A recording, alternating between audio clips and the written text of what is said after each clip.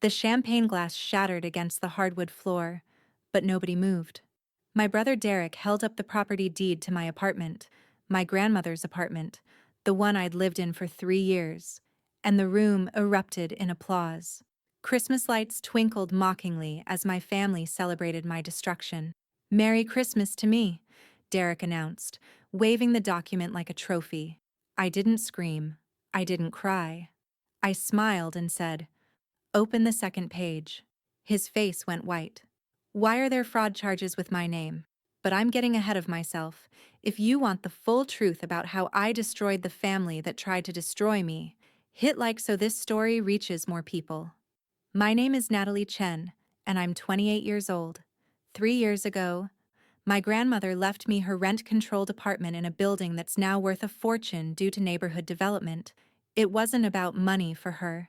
It was about keeping me safe, giving me stability. Gran knew my mother always favored Derek, knew my family saw me as the expendable daughter. The apartment was everything. My sanctuary, my future. That Christmas started like any other holiday nightmare. My mother, Patricia, insisted on hosting at her place, despite the fact that her house felt like a mausoleum of disappointment, mainly mine, in her eyes. Derek arrived late, as always, with his wife Vanessa and their 2 kids. He worked in real estate development, which meant he'd been eyeing my apartment since the day I inherited it. "Still living in that old place?" he had asked at Thanksgiving, his tone dripping with false concern. "You know, Nat, you could sell it for serious money. Start fresh somewhere else. I'm not selling Gran's apartment. Gran's dead," he'd said flatly. "It's just an apartment now." That should have been my first warning. The second warning came 2 weeks before Christmas when my mother called. "Derek needs help," she said without preamble. "His development deal fell through. He's in financial trouble." "That's unfortunate," I replied carefully. "You could help him?" "How, exactly?" "The apartment. If you sold it." "I'm not selling my home so Derek can cover his bad investments." The silence on her end felt like ice. "You've always been selfish, Natalie. Your brother has a family to support." "So do I. Myself." She hung up. I should have known then that something was coming. My mother didn't accept no from me. She never had. When I chose journalism instead of law school, she didn't speak to me for 6 months.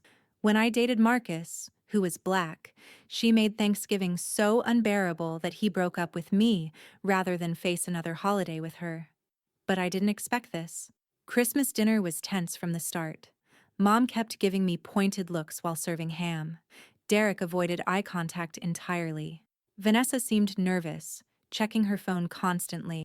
Then came dessert. And gifts. "Actually," Derek announced, standing up with theatrical flair, "I have something special to share. Nat, this involves you." He pulled out an envelope. "Comment fraud if you believe someone would actually do this to family." My stomach dropped before he even opened the envelope. Something about his smile, too wide, too confident, made every instinct scream danger. "So, Natalie," Derek said, pulling out papers, "you've been so generous. Signing over the apartment to me? I never knew you cared so much about family." The room went silent. "What are you talking about?" I kept my voice steady. He held up the deed. My grandmother's apartment deed. With signatures. With notarization stamps. With official seals. "This." He waved it triumphantly. "Mom helped facilitate the transfer. She said you'd been talking about it for months. How you wanted to help me out. How you felt guilty for having such a valuable property while your big brother struggled." I looked at my mother. She couldn't meet my eyes, but her lips curved into the smallest smile, the one she wore when she thought she'd won. "I never signed anything," I said clearly. "Oh, honey," Mom interjected, her voice syrupy with false sympathy. "You were so stressed last month, remember? When you came over for dinner and had those drinks? You said you wanted to make things right with Derek." I had gone to dinner. I had been stressed about a work deadline. I'd had exactly 2 glasses of wine. I never discussed the apartment. "This is forgery," I stated. Derek laughed. Actually laughed. "Natalie, stop being dramatic. The paperwork's legal, notarized, filed with the city. It's done." "Filed?" My heart hammered. You already filed this? Last week, Vanessa chimed in, speaking for the first time. We're moving in February. The kids are so excited to have their own rooms finally. She was planning her children's bedrooms in my home. In my grandmother's home. Nat, Derek said, his voice taking on a patronizing edge, you can stay through January. That's generous considering. But the apartment's mine now. Legally. Mom made sure everything was airtight. I stood up slowly. Everyone watched me, expecting tears, expecting collapse. Instead, I walked to my purse and pulled out my own envelope. You're right about one thing, I said calmly. Mom did make sure everything was airtight. That's why I started recording our conversations 3 months ago. Derek's smile faltered slightly. Type yes, if you want to see all targets hit at once. I pulled out my phone, opened the voice memo app, and played a recording. Mom's voice filled the room. Derek needs that apartment. We'll make it look legitimate. I know a notary who owes me a favor. He'll backdate the signature. Natalie's too trusting. She won't even check the paperwork until it's too late. Derek's voice. What if she fights it? Mom. She won't. She never fights back. She's weak. Just like her father was. The color drained from Derek's face. Vanessa's mouth hung open. Now, I said softly, open the second page of that deed. Derek's hands shook as he flipped the page. The header read, Notice of Fraud Investigation with the District Attorney's Office seal at the top. Below it, 3 names appeared as defendants, Patricia Chen, Derek Chen, and Howard Mills, the notary. Why are there fraud charges with my name? Derek whispered. Because I filed them yesterday, I replied. Keep reading. Derek's hands trembled so badly the papers rattled. Vanessa grabbed them from him, her eyes scanning frantically. This can't be legal, Vanessa stammered. You can't just... Charges need evidence. I have evidence, I interrupted. 3 months' worth? Audio recordings? Email chains? Text messages? Bank transfers showing Mom paid the notary $5,000. Security footage from the restaurant where you two planned this entire thing. Yes, Derek, the one with cameras at every table. I had dinner there the week after you did. The room had gone absolutely silent. Even the children, who'd been playing loudly in the corner, seemed to sense the shift in atmosphere and had gone quiet. My mother finally spoke. Natalie, don't be ridiculous. This is family business. You're going to bring legal action against your own mother? Your brother? You forged my signature on legal documents to steal my property, I said flatly. That's not family business, that's multiple felonies. Derek was reading through the documents now, his face progressively losing color. Grand larceny, forgery in the first degree, conspiracy to commit fraud, attempted grand theft. Natalie, these charges carry prison time. I know. I sat back down at the table, picked up my wine glass, and took a slow sip. 3 to 15 years, depending on the charge and whether you're prosecuted separately or together. You wouldn't, Mom hissed, but her voice cracked.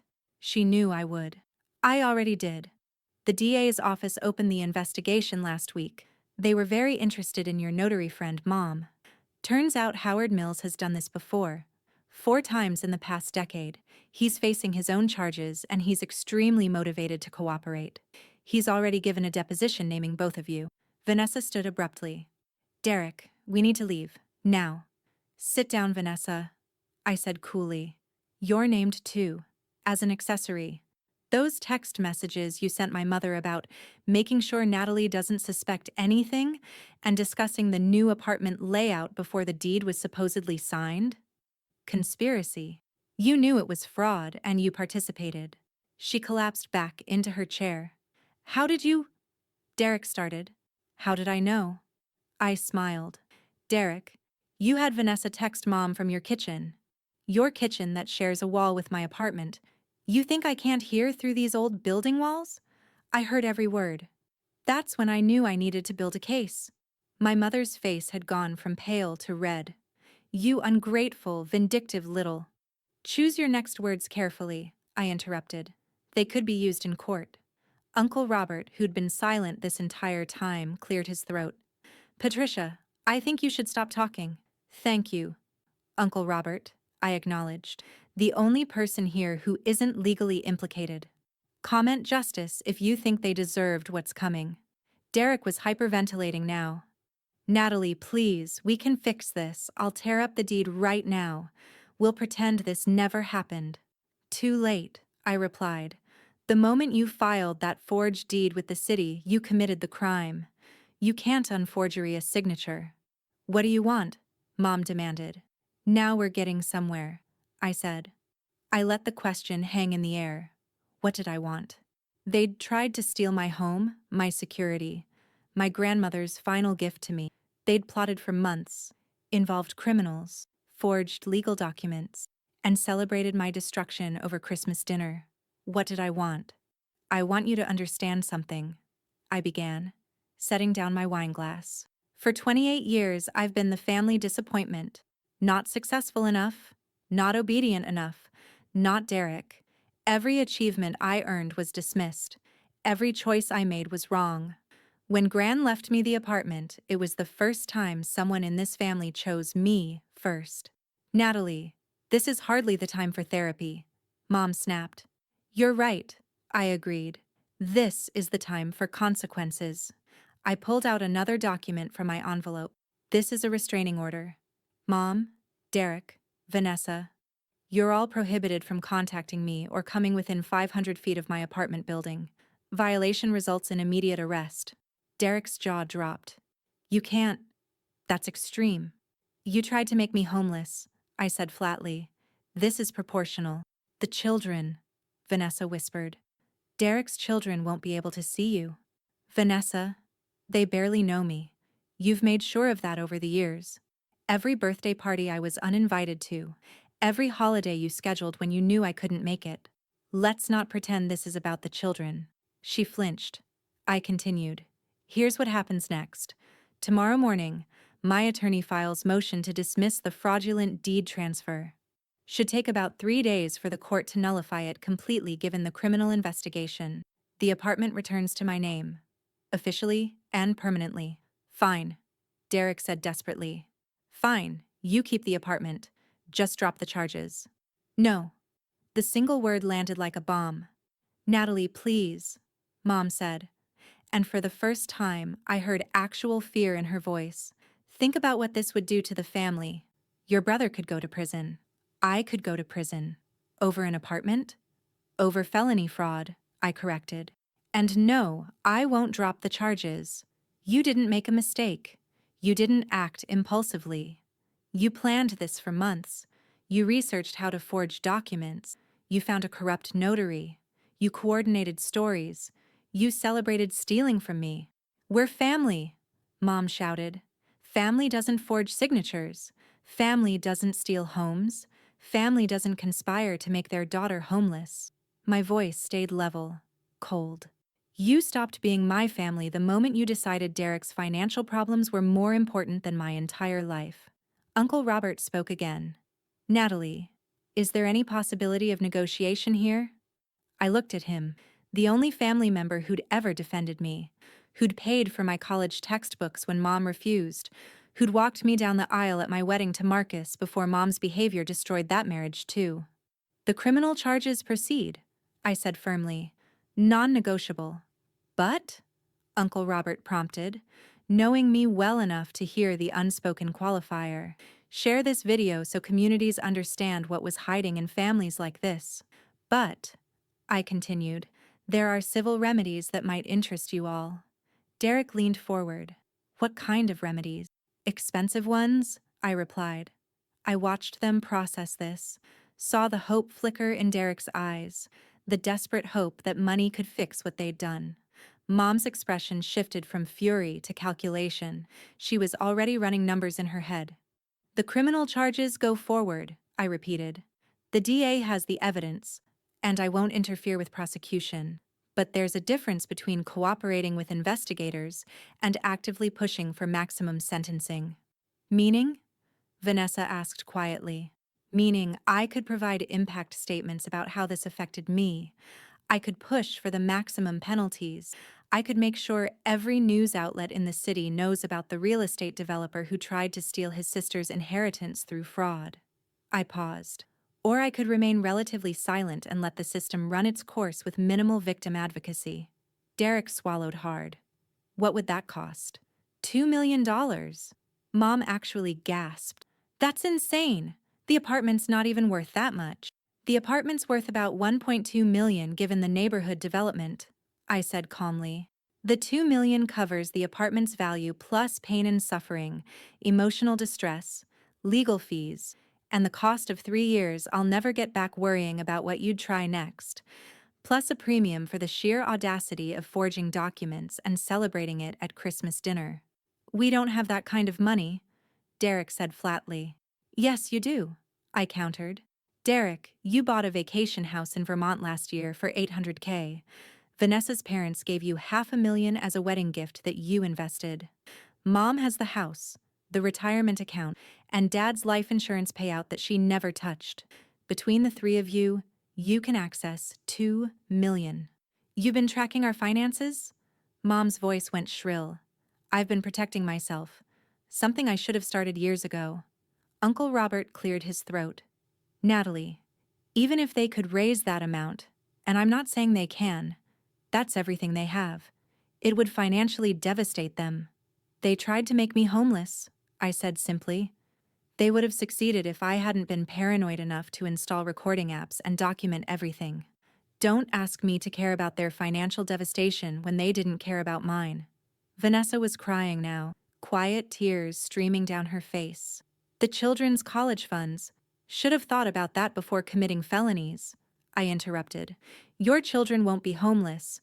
They'll just have parents who made catastrophically bad decisions. That's unfortunate, but it's not my responsibility. You've become cruel, Mom said bitterly. No, I replied. I've become someone who won't be victimized by her own family. There's a difference. Derek's phone buzzed. He looked at it, and his face went even paler. It's from our attorney. He says we shouldn't be talking to you without legal representation present. Smart lawyer, I acknowledged. But here's the thing. This offer expires tonight. Tomorrow, I go full scorched earth. I contact every news outlet. I push for maximum sentencing. I make sure everyone knows exactly what you did. How do we know you'll keep your word? Derek demanded. Comment revenge if you'd do the same thing in her position. You don't, I admitted. But you don't have any other option. The silence stretched. I could see them mentally scrambling, weighing prison time against financial ruin, trying to find an angle I hadn't already closed. There has to be another way, Mom finally said. Natalie, I know we've had our differences, but I'm still your mother. You tried to steal my home, I interrupted. Being my mother makes it worse, not better. It means you knew exactly how much that apartment meant to me, and you tried to take it anyway. For your brother's family? Derek's poor financial planning isn't my emergency, I snapped. He's 43 years old. He made risky investments in a development deal without proper due diligence. That's not my problem to solve by becoming homeless. Derek stood abruptly. I need to make some calls. Sit down, I commanded, and something in my voice made him obey. No calls. No conferring with attorneys. You decide right now, at this table. $2 million paid in full within 30 days, or I spend the next year making sure you all get the maximum sentence possible. 30 days? Vanessa's voice cracked. How are we supposed to liquidate assets that quickly? Sell the Vermont house, borrow against the retirement accounts, take out loans. I don't care how you do it. I pulled out a contract from my envelope, because yes, I'd prepared for this too. This is a settlement agreement. You pay $2 million, I provide a measured victim impact statement to the DA rather than pushing for maximum penalties. You still face consequences, but lighter ones. Probably probation, fines, community service instead of prison time. Probably. Derek seized on the word. I can't control the DA or the judge, I said honestly, but I can control how damaging my testimony is. And judges do consider victim cooperation in sentencing. Uncle Robert reached for the contract.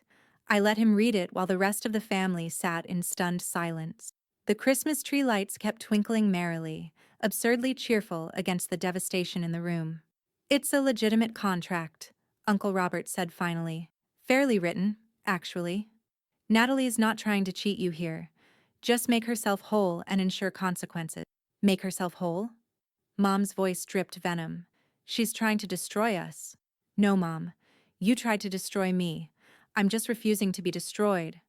My phone buzzed. I glanced at it. A text from my attorney, Marcus. Yes, that Marcus, the one Mom's racism had driven away. We'd reconnected 6 months ago when I started suspecting my family was planning something. He'd helped me build the entire case. His text read, "DA confirmed they have enough without you pushing. Your choice." That meant even if I didn't push for maximum penalties, there was enough evidence to convict. The DA's office had independently verified the fraud. My family was going down regardless of what I did next. I didn't share this information. "Clock's ticking," I said instead. "You have until midnight tonight to sign and wire a $50,000 deposit. The rest within 30 days. "We need to talk to lawyers," Derek insisted. "Then you better call them fast," I replied, checking my watch. "It's already 8:30. Type karma. If you believe what goes around, comes around." Derek grabbed his phone and stepped into the hallway. I could hear him speaking urgently, his voice a panicked whisper. Vanessa followed him, her phone already dialing. Mom sat frozen at the table, staring at me like she'd never seen me before. "When did you become this person?" she asked quietly. "When you made me?" I replied. "Every time you chose Derek over me. Every time you dismissed my accomplishments. Every time you made me feel like I didn't matter. You trained me to be invisible, Mom. You just never expected I'd use that invisibility to watch you. I loved you. Love doesn't forge signatures. Love doesn't conspire to steal. Love doesn't celebrate making your daughter homeless over Christmas dinner." I leaned forward. "You taught me what I was worth to this family. I'm just agreeing with you now." Uncle Robert sighed heavily. "Patricia, you need to accept what you've done here." "Stay out of this, Robert," Mom snapped. "Someone needs to tell you the truth," he continued. "You've been favoring Derek since they were children. I've watched you give him every advantage while giving Natalie every criticism. When her grandmother left her that apartment, I thought maybe, finally, Natalie would have something you couldn't give to Derek instead. But you couldn't even let her have that. Derek needed it more. Derek needed to face consequences for his bad business decisions." Uncle Robert interrupted. "Instead, you decided to make Natalie pay for Derek's failures. Again." Mom's eyes filled with tears, the manipulative kind she'd used on me my entire life. "You don't understand what it's like, having a son who's struggling." "I understand you have 2 children," Uncle Robert said firmly. "You just only care about one of them." Derek returned then, his face grim. "My attorney says signing this contract is admitting guilt." "You are guilty," I pointed out. "The question is whether you want to mitigate the damage or maximize it." "He says we should fight the charges, that the recordings might not be admissible." "They're admissible," I interrupted. "I live in a one-party consent state. I can record conversations I'm part of without telling anyone. Your attorney knows this. He's stalling because he wants to bill you for a trial that won't go your way." Vanessa emerged from the hallway, her face blotchy from crying. "Derek, my parents said they'll help. They can contribute $400,000. A flash of hope crossed Derek's face. "Then maybe—" "Still short $1.6 million, I noted. "And clock's ticking." Mom stood abruptly. "This is blackmail." "No. It's a settlement offer for the civil damages from your criminal activity," I corrected. "Blackmail would be if I threatened to reveal something unless you paid. This is me offering to be less aggressive in my victim advocacy in exchange for compensation. Completely legal." "Semantics," Mom spat. "Law is semantics," I replied calmly. Derek sat back down, his head in his hands. "Natalie, please. There has to be something else. Some other way." "There is," I said. "Go to trial. Face the criminal charges. Hope the judge is lenient. But you'll still lose. And you'll have spent hundreds of thousands on lawyers first." If this shocked you, comment exposed below. We could countersue, Derek said suddenly, grasping at straws. Emotional distress from your false accusations. Based on what? I asked calmly. The evidence is irrefutable. You filed a forged deed. The notary confessed. Your own text messages discuss the fraud. Any countersuit would be thrown out immediately, and you'd face sanctions for frivolous litigation.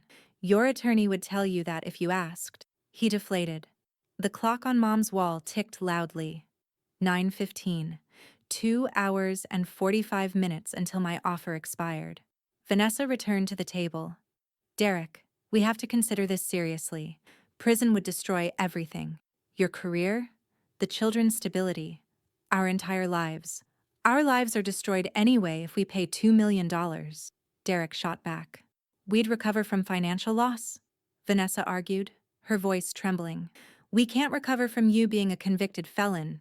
You'd lose your real estate license, we'd lose the house. Everything. She's right, Uncle Robert said quietly. Derek, I've known you since you were born. You've always been impulsive, always looked for shortcuts. This time you shortcut right into a felony.